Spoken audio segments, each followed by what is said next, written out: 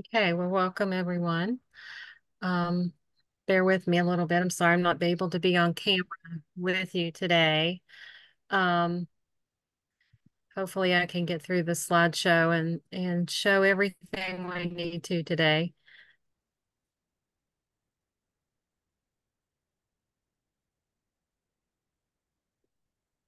First, we'll do the roll call.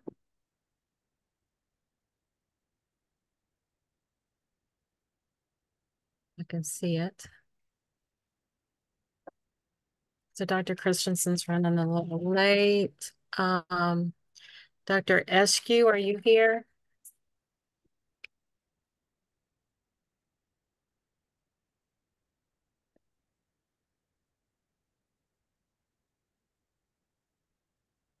And J.C. Chambers or a representative from the state police? So one for the state police.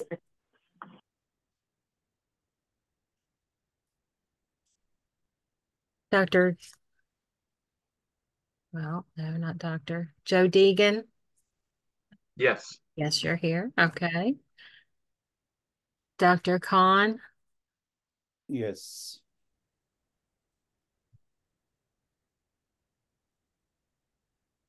Dr. Vaglianti, Yes.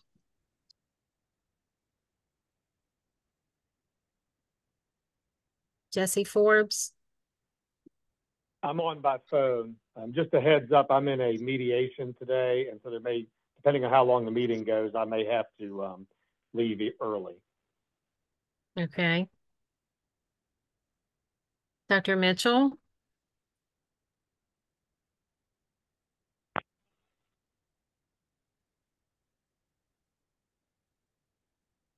Dr. Mitchell, are you on?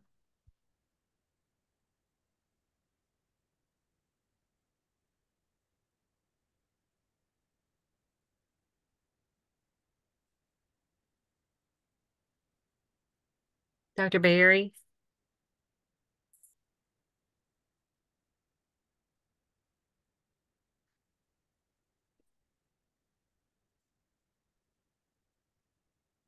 Sean Yeah, Hammers. this is Dr. Mitchell.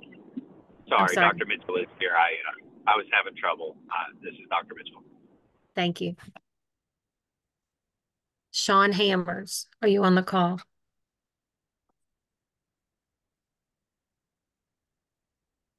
Rusty Williams. Here? Dr. Antolini.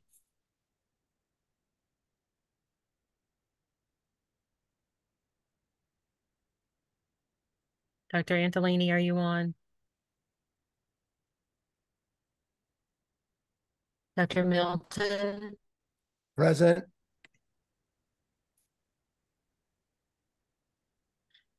Mr. Hatton. Joe is here. Great. And Dr. Burnaby or Mr. Burnaby? Joe Burnaby, Dr. Burnaby, or PH.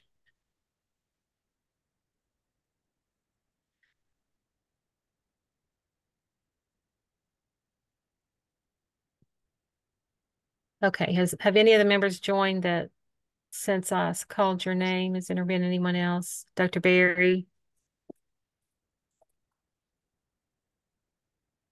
Mr. Burnaby? It looks like we do have 8 members, which is enough for a quorum. So we'll go ahead and get started.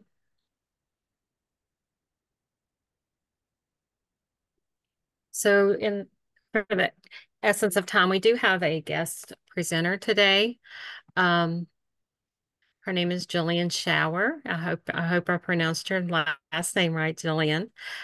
She is the executive director for for CANRA, which is our Cannabis Regulators Association. Let me pull up her bio here real quick, and we'll get her introduced. And she's going to give you an overview of CANRA, tell you a a little bit about the association and give you an opportunity to ask her some questions. And she is a wealth of knowledge, so I definitely encourage you to ask her questions. Um, so Jillian is a PhD, MPH, the Executive Director of the Cannabis Regulators Association. She has served as a senior advisor to CANRA before the association was founded. Dr. Schauer has worked in public health and policy for nearly 2 decades and has a decade of experience working with federal and state agencies on cannabis policy, data monitoring, and research translation. Through her federal work, she founded and led the Multi-State Collaborative for Cannabis and Public Health from 2014 to 2021 to foster learnings and cultivate best practices for public health across states with legal cannabis. Prior to working on cannabis policy, Dr. Schauer worked on tobacco control policy. She was the senior editor on the 2020 Surgeon General's report on smoking cessation. Dr. Schauer is an affiliate researcher at the University of Washington and has more than 70 peer-reviewed research publications on cannabis and other substances. She has a PhD from Emory University, a Master of Public Health from the University of Washington, and a Bachelor's of Science from Northwestern University. And now I will turn it over to her. Thanks so much, Crystal. And thanks to all of you for having me. I thought I would share just a couple slides to give you an overview of who we are at the Cannabis Regulators Association and what we do, and then just open it up for questions that you might have that are of interest for your program in West Virginia. So let me just share my slides quickly. It's just 2 slides, but I wanted to give some visual so that you can see a little bit more about who we are at CANRA. So we are a national nonpartisan nonprofit association. We're actually international now. We also have Canada in our membership, and we're just onboarding the Netherlands as well. We convene government agencies. We don't convene individuals. Our members are agencies and in some cases entire states. About half of our members have joined at a statewide level, which allows any government official from any agency in the state to engage in our work. We're not an advocacy group. We don't take a position for or against cannabis legalization. We're really focused on implementation. We're focused on convening, supporting, and educating government officials from agencies that are tasked with various pieces of implementing cannabis or hemp policy. We do have a couple states that don't have any policies in place legalizing cannabis or hemp, North Carolina and Kansas, and those states have joined to really learn from the brain trust that is part of our community and association. And then we have some states like Tennessee that just regulate hemp at this juncture and have joined because we've been quite active in sharing information across regulators when it comes to cannabinoid hemp products. So you can see our mission and goals. We try to identify and share best practices across a number of areas. We try to harmonize policy where possible, which is much harder than I think any of us initially thought it might be. And I'm happy to speak to that if there's a question on that. And then we do education with policymakers because this can be a very scientifically dense topic. And so our goal is to try to help policymakers understand what's happening in their state and from a neutral standpoint, understand some of the science of things. We work through a 7-member board. Our board members are the lead regulators in their states or jurisdictions. And then we also have more than a dozen different special committees that are co-chaired by government officials from agencies doing the work. So for example, our compliance and enforcement committee is co-chaired by folks that do that work in their states. Our energy and environment committee is co-chaired, by individuals doing that work, et cetera. And if you can think of a policy topic, we probably have a committee that's addressing it. And then our funding is primarily from member agencies. We don't have any non-governmental membership. So all of our members are government officials from government agencies. And I think since I already have the map, my second slide is sort of redundant. This just shows the legalization patchwork. So you can see how our membership matches with the legalization patchwork. So I'll take my slides down. My background, as Crystal shared, is in public health and policy, first focusing on tobacco early in my career, and then for the last decade or so, cannabis. So I've seen cannabis policies evolve in a lot of jurisdictions and happy to speak to how other states are approaching different issues that might be coming to you all in West Virginia. Yeah, I see your hand, Rusty. And if you can just let me know who you are, that would be great. So I've got some context too. Yeah, well, first of all, thank you, Dr. Shower, for being here today. I'm Rusty Williams. I'm the patient advocate here on the board. One of the issues that I've been championing for years is adding a home grow provision to our Medical Cannabis Act.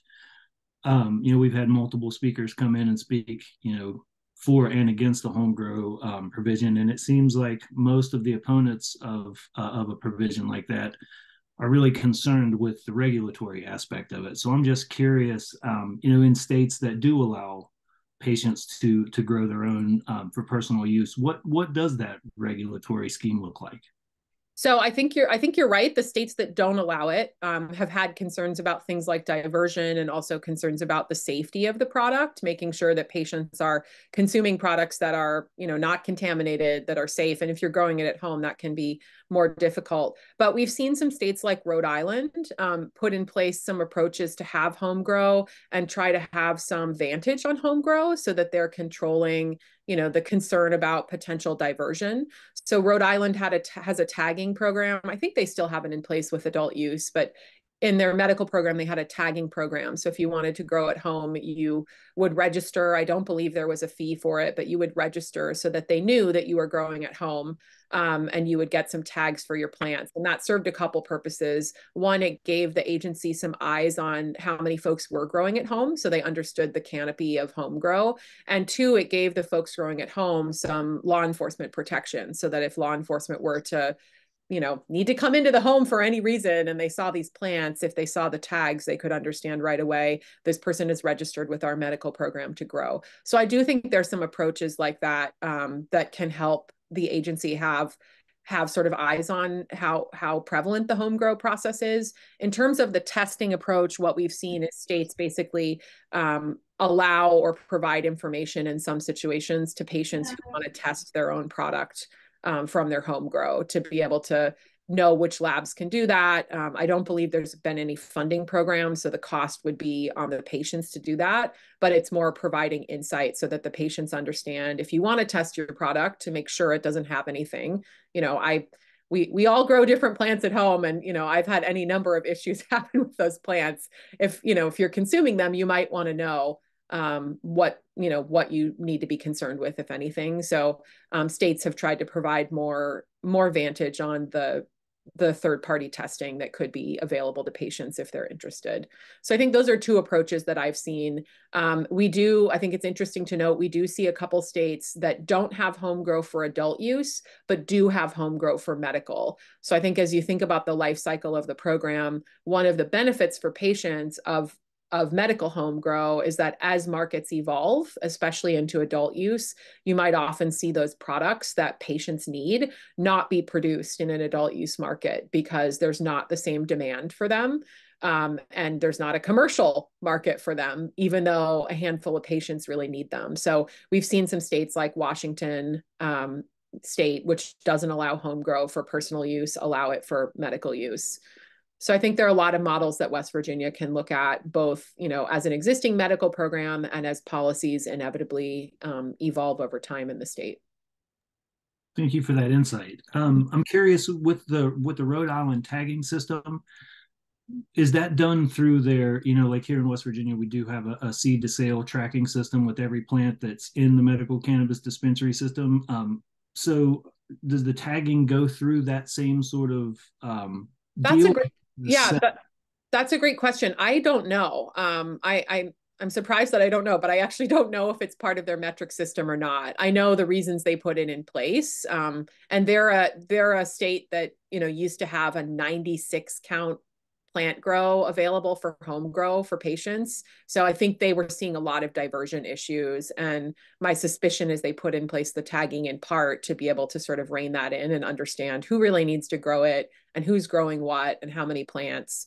They no longer have a 96 plant count limit. Most states have 6 plants or 12 plants, 3 flowering, 3 not. That tends to be the norm. But that's a great question. I don't know how it interlays with their metric system at all. I know the tagging doesn't have much to do with their own enforcement. They're not coming into houses. It's more for some law enforcement protection for the patients, so that if they are growing at home, it's very clear to any law enforcement that they've registered and they're part of a program. Thank you very much.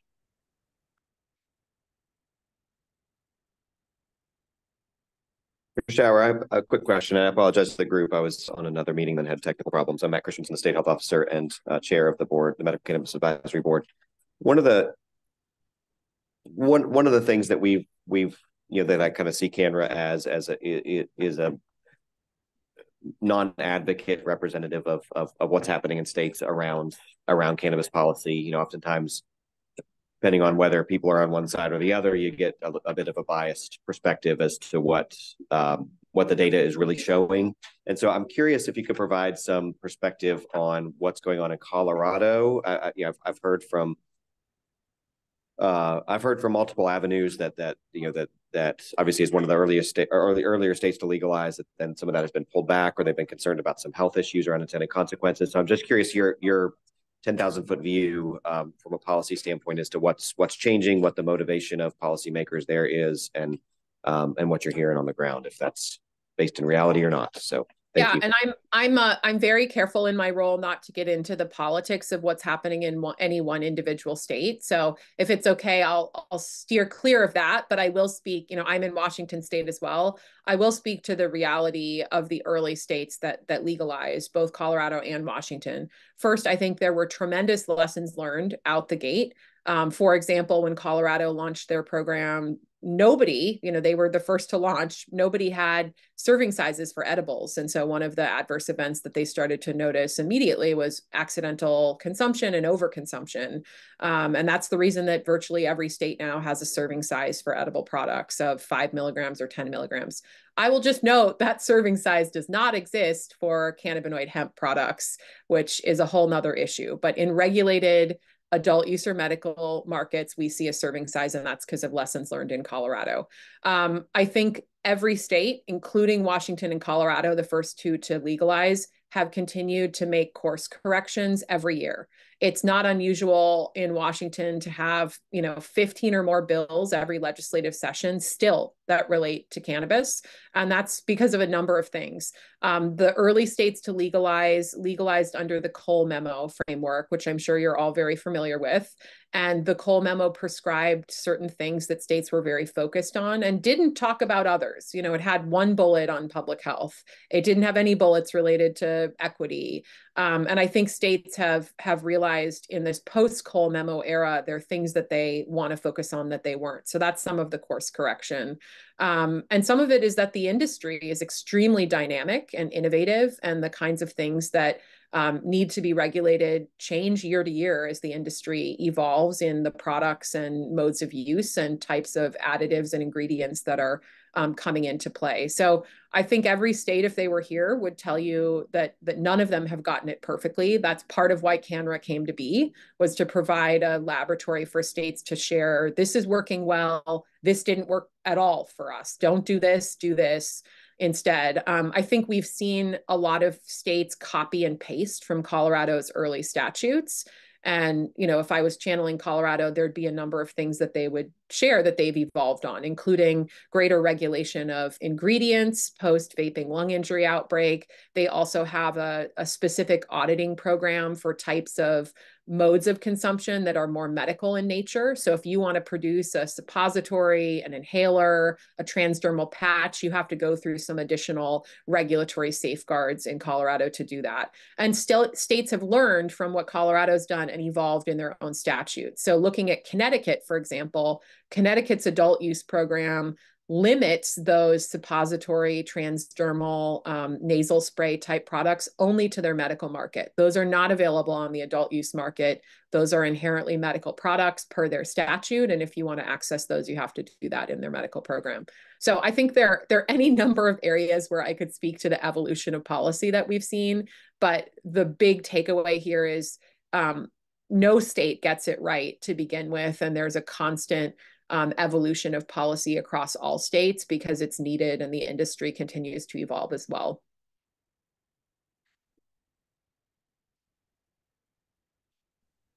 Dr. Shower, Clark Milton.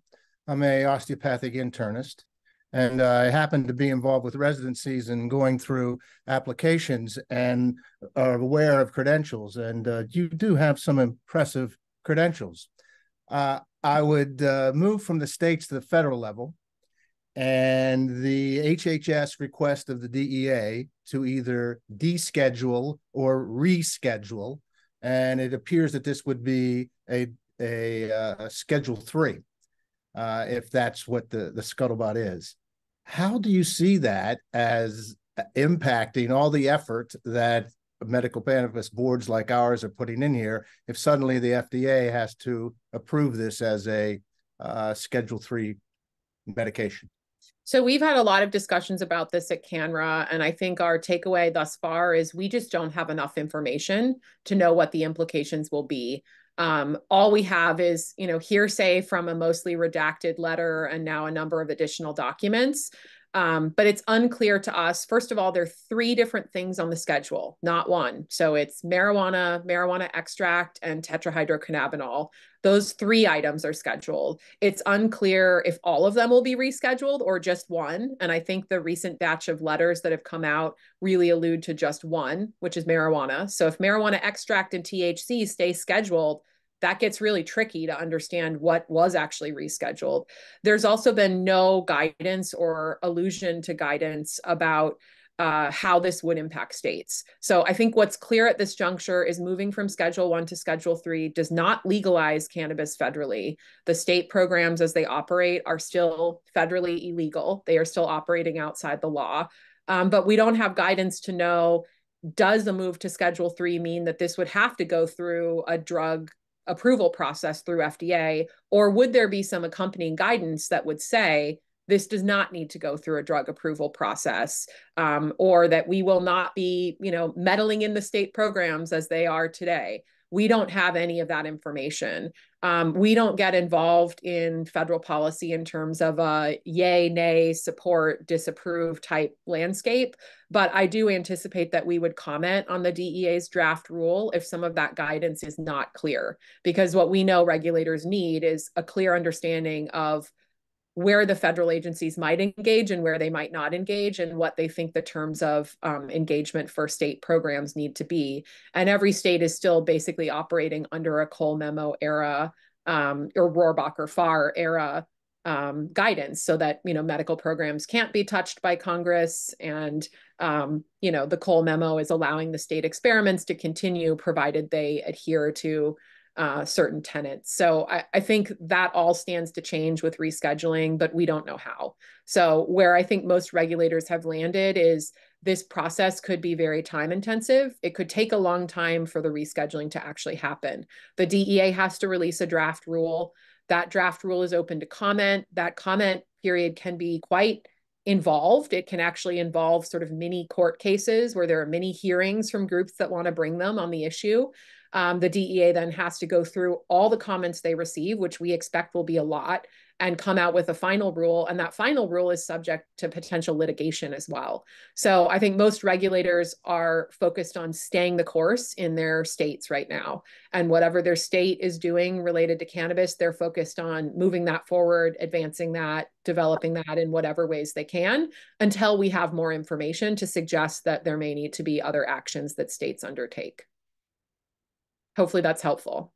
That's very helpful. In a subject that's clear as mud, forgive my dogs. I'm going to hush up. Happy to answer any questions. Anything else from folks?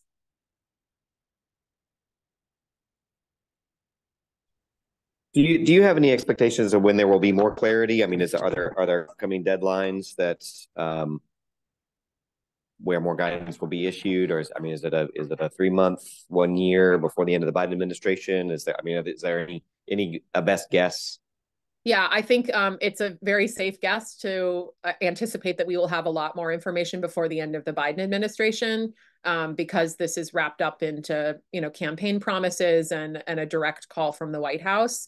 The challenge will be, how long is the comment period and what litigation or congressional hearings might come from it. And those are things that could certainly draw out that timeline beyond the current administration. So that's the best I can give you. We're watching this space closely as well. And like I said, we plan to get engaged insofar as more guidance is needed to help state regulators understand what does and does not pertain to the rescheduling. Now, I will add, at the risk of being a little provocative, the rescheduling is not going to matter much if we don't, in my personal opinion, if we don't see some course correction on the Farm Bill and or some banking support. So the industry is in a really challenging situation right now. And we have a parallel industry through cannabinoid hemp that is not subject to any federal regulations. In most states, they're not subject to regulations. You can buy virtually the same products at the places where you buy gas and groceries. You don't have to pay a tax for them. You can pay for them with a credit card. They're not subject to any regulatory costs or fees. And so my anticipation is it will become very challenging for the regulated cannabis industry as we know it to survive. And we will likely see a lot of that regulated cannabis industry move over into the unregulated cannabinoid hemp space. And that will be the new way through which people have access to cannabinoids, which for a medical program and for patients, I have a lot of concerns with because those products are not required to be tested. There's no oversight over ingredients or additives. There's no required packaging and labeling. They don't even have to tell people what's in them. So I think that's a very real challenge that hopefully your state is talking about.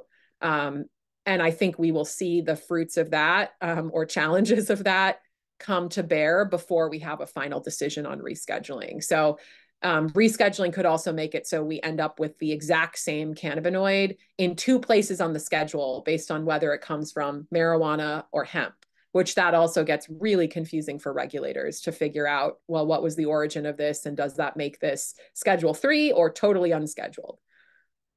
So this is Joe Hatton. Are you saying there's no difference between a hemp product and a medical marijuana product other than the THC? I am saying that what we see in the current cannabinoid hemp landscape are products that are exactly like, or in many cases, extend well beyond what would be legal in any state medical or adult use market. Canada's put out a lot of educational. Well, let's keep it to the legal hemp. There's an awful lot of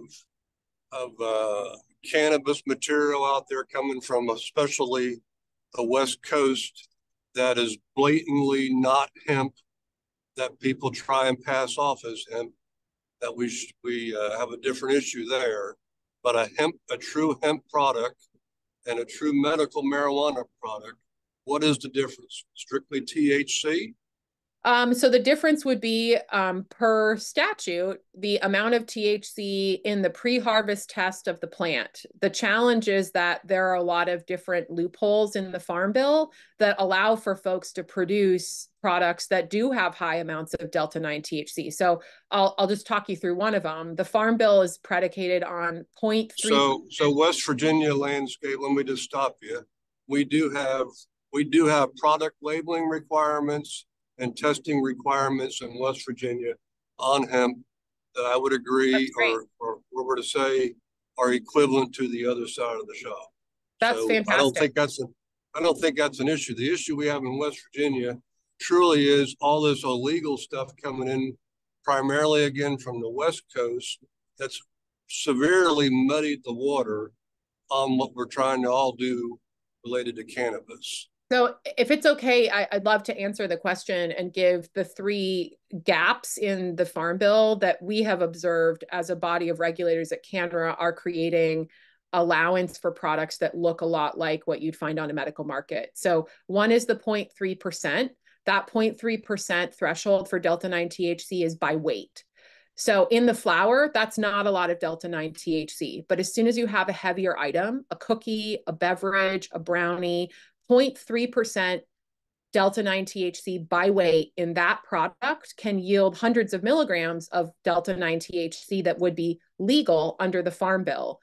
Because it's a by weight measurement. And what we see in most states is a threshold of 50 milligrams per package or 100 milligrams per package.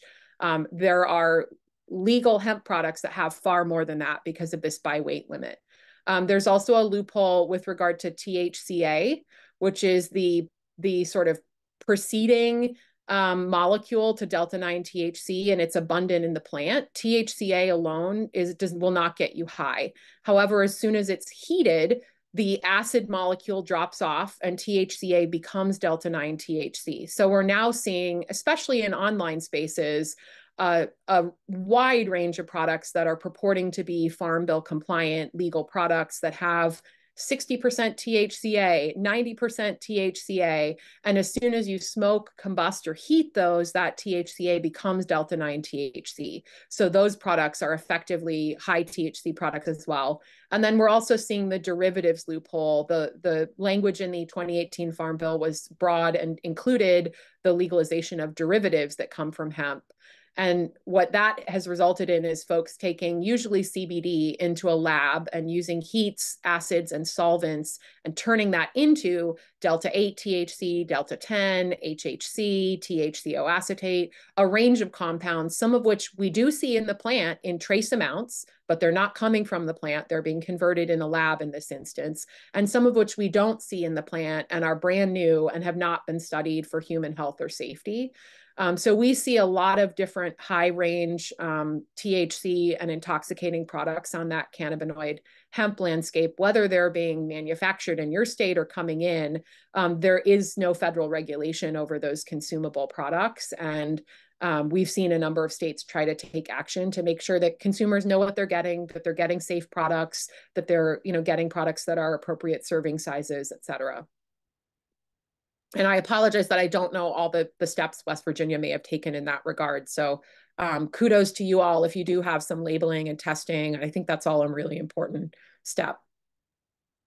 Yeah, to that, I also am the interim advocacy director at the ACLU, so I work pretty closely with the legislature pushing policy. Last year, during the legislative session, they passed the Industrial Hemp Development Act, which was, designed to address some of these issues with the Delta 8 and the Delta 9, the hemp-derived products. Because as patient advocate, I'm super concerned with the lack of regulation on these products. I know some folks who have reached out. They couldn't afford to go to a medical dispensary and buy products because the prices are still a little high. So they were looking at those Delta products as a safer alternative. And some of them had really, really bad experiences with those products. So I know that you mentioned that you're not familiar with what the legislature passed within that act, but I'm just curious if you have the time, would you be willing to look at the Industrial Hemp Development Act, to look at the language that we passed here, and maybe give us some feedback as far as what you think we could do better, what could be changed, because these are policy positions that I'm already up there advocating for, and I would love to have some guidance. I want patients to be as safe as we can possibly be. Yeah, and I'm sorry to hear about the adverse reactions in patients. That's something that every regulator, I think, worries about. So I'm sorry to hear that happened. So we're not an advocacy group. I can't engage in a way of sort of evaluating what you've passed, but I can work with Crystal to get eyes on what you have in place. And I'd be happy to come back and speak to approaches that other states have taken. That's sort of the unique perspective that we can offer because we convene so many different jurisdictions. I can share what other states have done that might be different than what you've done to provide some insight to all of you about where your policy may be, different than other states and how you'd like to proceed based on that information. Yeah, that'd be really helpful. Thank you very much. Yeah. Does your group have any? I'm sorry. Does your group have any? Let's do one last question, then we'll move on the agenda there. Rick. Yeah. Does your group have any data across the states regarding concentration limits? So we do, and I can speak to that as a public health professional and as somebody working on understanding policy across states. So in the adult use landscape, we've only seen 2 states that have concentration caps in place, Vermont and Connecticut. Both of those states have 30% concentration of THC limit in flower, which really is getting up to be the high end of what you can produce in flower anyway. And then they have a 60% concentration limit in concentrates, shatter, wax, etc. They've exempted vape cartridges from that concentration limit. And I think the reason why is because in the wake of the vaping lung injury outbreak, it's important to acknowledge that we do not have a federal agency that is regulating ingredients and additives. And if you say a vape cartridge can only be 60% THC, for example, what is the other 40%? It's likely going to be additives, diluents, fillers, et cetera, for which we don't know the safety of. And I think there could be unintended public health consequences from trying to solve one public health concern, which is, an abundance of high concentration THC products, with another, which would be introducing additives, et cetera. So I think the state I would point to, first of all, there's a great report, and I am a part of them, although I did not work on the report, out of the University of Washington Addictions, Drug, and Alcohol Institute. They put together a report that was statutorily asked for from the Washington state legislature on all the different policy options that could address high concentration products. And there are a lot of options that states have not used or taken advantage of. New Jersey is the state that I think has done the most innovative approach here. They have decided that serving size limits apply not just to edibles, but across the board. And they've created an equivalent serving size limit for concentrates so that people have a serving size and they now understand I'm consuming 3 servings of this. And what does that mean? They also have a specific warning label because we know high concentration products, especially in youth and young adults, can be associated with some higher risk for mental health and behavioral health issues, including psychosis. So they have a special warning about that. And then they're trying to educate consumers more on their adult use market. So they have chemotyping where they'll tell you for each product, this is high THC, low CBD, high CBD, low THC, et cetera. Now that's on the adult use market. I think the considerations are a bit different on the medical market. And what we often see in states that have both is the medical market is where you can go to get higher concentration products in higher amounts because some patients need that. So I think you have to take a careful look at what are the needs for patients in your market and how do you balance the public health risks without creating other unintended public health consequences, especially given the lack of federal engagement on regulation of ingredients. Sorry for my long-winded answer. I know you guys have other things on your agenda.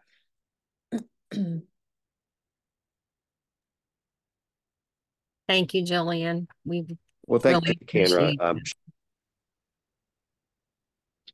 Shoot those to Crystal, and we will get those triaged and get you some answers. We appreciate Canra and Gillian and your support for the Office of Medical Cannabis and Medical Cannabis Advisory Board. Crystal, going back to the beginning of the agenda, have you done roll call, new members? I jumped on a little bit late. Yes, we did do roll call. Okay. Do we have a Crystal, quorum? I'm going to jump off. Thanks, everybody. Thank Hope you have a you. good Thank you. holiday. Bye. Yes, we do have a quorum.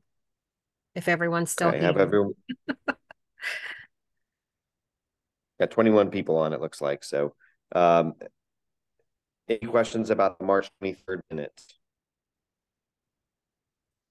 Hearing none, do we have a motion to approve those minutes? So moved. Who that was Rusty. Okay, thanks, Rusty. Do we have a second? Second. Joe. All those in favor say aye. Aye. Aye. Opposed, nay. Hearing no objection, the minutes are approved. The advisory board meeting public comments. Is there any discussion about the previously provided public comments?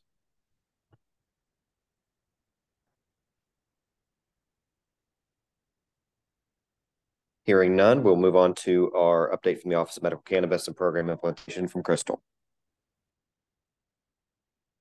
Yes, let me share screen. Okay. So this is our weekly progress report that we publish on the website. As you can see, there are currently over 30,000 patients that have been approved. We received now up to over 38,000 applications. We have 18 active telemedicine companies, 134 registered physicians.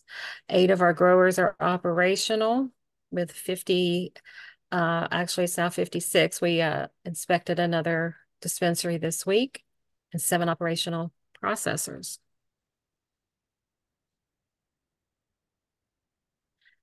The Office of Medical Cannabis is required to submit a biennial report to the legislature. We have prepared that, and it is going through the approval process and will be to the legislature by the first of the year. The marijuana use during pregnancy flyer that we discussed at our previous meeting, that has been completed. And let me see if I can get that shared so that you can see what it looks like. Are you seeing that on the screen? Yes, we can see that. Okay. So this is what was developed and approved by our Office of Communications. Unfortunately, Dr. Berry's not here because I know this is an area that he was interested in, but I'll make sure I send that out to him. And we will, since we had not shared it with you yet, we have not sent it out to dispensaries, but we'll be doing that next week. Now that we've showed it at this meeting. And staffing, we do have a new position that is relevant to both the topics that we've discussed recently with the pregnancy and with the youth diversion. It's a public health educator position. We were just approved for that. So we are in the process of posting that position. And that will be a position that will be able to work with other stakeholders and agencies to help develop some educational materials for patients. Hopefully we can work with other agencies such as the Department of Education for the youth diversion piece of that as well.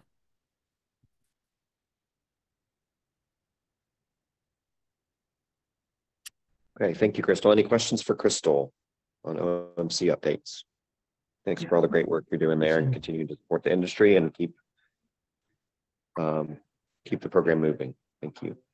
Yeah, I just have a quick question about the language on the flyer. I know it says medical marijuana a few times in the language. How difficult of a lift would it be to have that language edited to read medical cannabis? And it's simply because going back to the roots of prohibition and all that, marijuana has been used as a slang term. And I was just curious if we could have that language amended.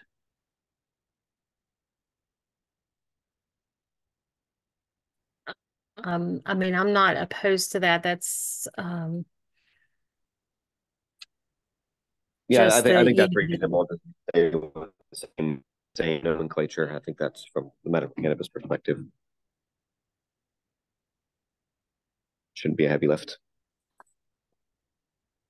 Cool, thank you.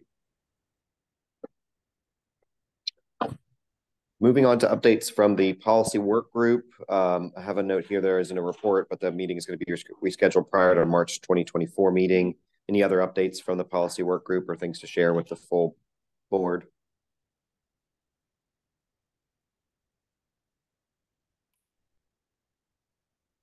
Next, moving on to the Medical Cannabis Advisory Board schedule and structure. I'll pass this off to Crystal for discussion of the working groups, meeting times, locations, and frequency. And that's just, we will reschedule the policy work group prior to the next meeting in March. The health and medical work group, as of right now, unless another topic comes up, we don't have anything from that group to discuss at this time. So that's kind of on hold.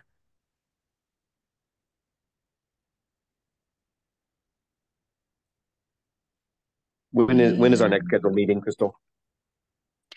That's what we'll need to decide here as well. The next regular meeting should be March 21st, if everyone is okay with that date, according to our previous schedule that we've been on. Okay, let's hold that date as a reserved tentative time frame, and then if you can survey the group by email and see if we will have a quorum or a survey of some kind, so that we can get feedback on that May 21st recommendation for a meeting date. Great. Anything else on structure and schedule? Item No, number that's 5 on the agenda. Okay. Yeah, that's all that I have. Okay, number 6, moving down the line here, public comment instructions. So this is for Crystal as well. Actually, this is where we open it up to any members of the public that are on the meeting if they want to comment. If you do, please drop your name into the chat and we'll give you your opportunity to speak.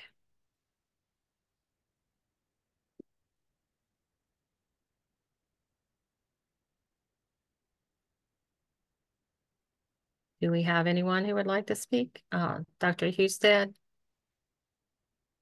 Yeah, hi, thanks for taking my comments. Kind of a comment slash question. I practice at the university, so we're up in Morgantown and, Mon County, of course. I have it on pretty good authority from several people that, with many of the dispensaries in our county are kind of multi-state corporations. And I understand some of them have actually been like bringing in product from outside the state. So bringing it from like Pennsylvania, where they have other dispensaries, where I assume it's because they have excess product and they're trying to, get it to West Virginia where they don't have as much and there's higher demand. But I'm just curious, the way I understand the law is every product that's consumed in the state has to be grown in the state, I believe. If that's the case and, illicit products being brought from out of state, is that a regulatory thing that the Cannabis Board should deal with, or is that something the state police would handle? Or is that more something like the DEA should actually get involved over? I'm just concerned because, we have this program set up to really benefit the state, and yet it seems like these corporations are more using it to benefit themselves. Thank you. Yes, Dr. Husted, I'll address that. They are not permitted to bring products in from out of state to sell here. Everything does have to be grown in West Virginia, and it does have to be entered into the seed to sale system so that it is tracked. If you have specific information, specific dispensaries, and would want to get that information to our office, we could certainly look into anything, but that should not be the case where products are being brought in from out of state. Okay, and the dispensaries are all aware of that being like a hard line. I'm just like, yes. if they get caught doing that, what are the repercussions? Are they fined? Are they shut down or anything? I care about the quality of what we're seeing. I know the doctor before had mentioned about cases of psychosis and things, and especially when there's less and less regulation, I just worry that we're seeing more and more problems. Thank you. Yes, the dispensaries are all aware of that requirement. They have to purchase from West Virginia permittees, growers, and processors, so that they are very aware of that. There should not be an issue at all with that occurring in West Virginia. But like I said, if you know of something specific, contact our office and we would investigate that. Okay, our next public member, Amanda. Good afternoon. Something I would like to address that we're seeing on our end as advocates is we have patients that may bring up an issue, and a lot of the times they choose to address it publicly on many of the advocacy groups. We're starting to see these patients talk about how they're being targeted by these companies after they report. They're being accused of sabotaging the product themselves. In some cases, they go back to the dispensary to meet the investigator and they're given the cold shoulder by the dispensaries. Is there something we can do to put a protection in place, because patients should not be targeted for addressing issues with medication?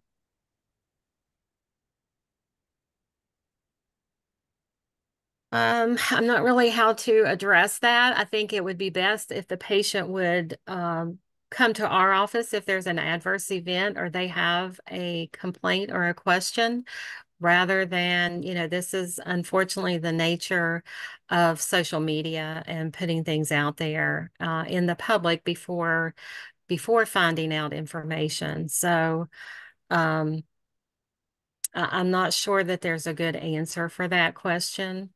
But please, if you do, as a patient advocate, please always refer them to our office, and we will follow up with any issues or reports that are made to our office.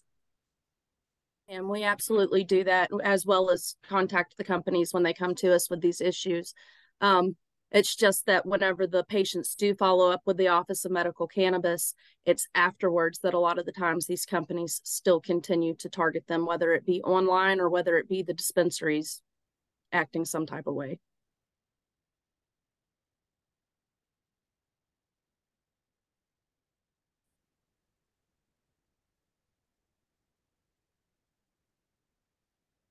Okay, thank you. Are there any other comments?